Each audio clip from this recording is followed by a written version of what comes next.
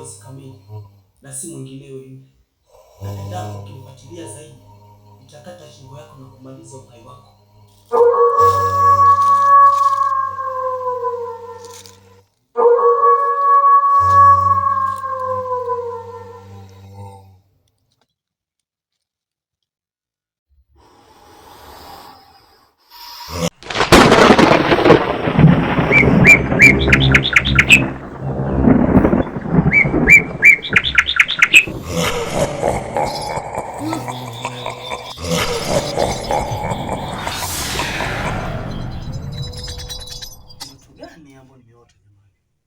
Tukufu, nimewaita hapa nikiwa na malengo ya kuongea na nyinyi, na leo nataka mnisikize kwa umakini.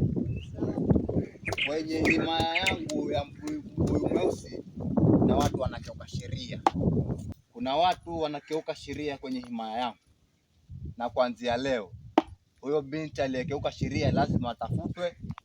Huyo kijana aliyefanya hivyo lazima atafutwe, aidha aombe msamaha ama tuwafukie.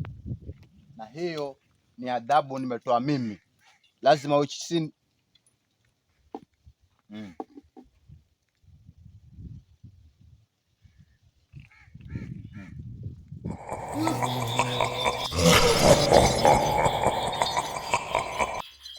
Sheria zilizoachwa na marehemu babangu, mnasikia? Na hao vijana lazima watafutwe. Kwa kweli ndoto hiyo inaniumiza kichwa changu sana. Kila siku nimekuwa mtu wa kunywa pombe na kuvuta sigara mara kwa mara. Nasema napunguza mawazo kwa ajili ya ndoto hiyo.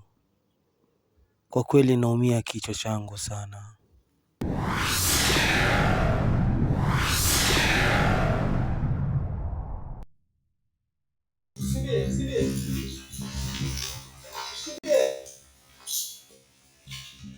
Mimi nimetoka Mara Chabe. Msimbie, ninakuja kuwasaidia. Naomba msimbie.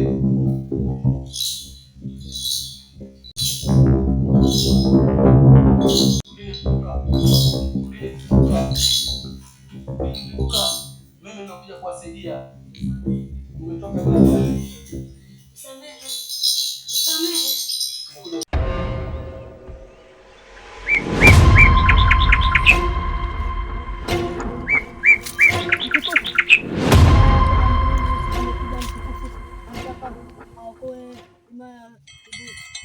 Mimi himaya yangu mimi? Nani anataka ukoe himaya yangu mimi? Hebu simama. Nani anatoka wapi? Himaya gani? Himaya huyo anatoka himaya ya Chibule. Anataka aokoe. Ndio. Aokoe. Ndio mkuu. Hebu twende. Na kufuata harufu nyuma. Mimi himaya yangu hakuna atakayenitishia. Lazima niuongoze na mfuate sheria zangu mimi. Lazima mfuate sheria. Mimi niko na maamuzi magumu. Twende. Nimerudi kwenu tena. Kuna shida yenyewe ni kwamba nikiwa na nguvu zangu. Wakuu, nawaombeni mniongeze nguvu tena. Kuna imani nyingi zinanyanyaswa na watukufu wao. Nimekuja tena kuomba nguvu ili ya kwamba nikabiliane na watukufu wao wanaodhulumu wana himaya. Wakuu, naomba nguvu mniongeze. Wow.